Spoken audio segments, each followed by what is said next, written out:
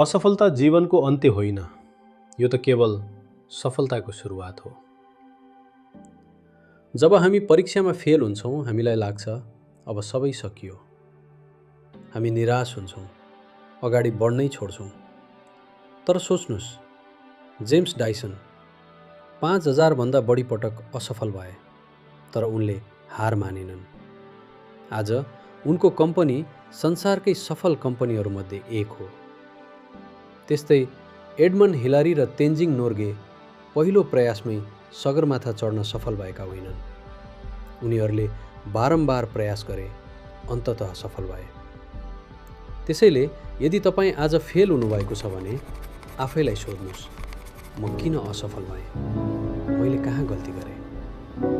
ती गल्तीहरू सुधार्नुस्, फेरि प्रयास गर्नुस्, किनकि असफलता अन्त्य होइन, सफलताको सुरुवात हो।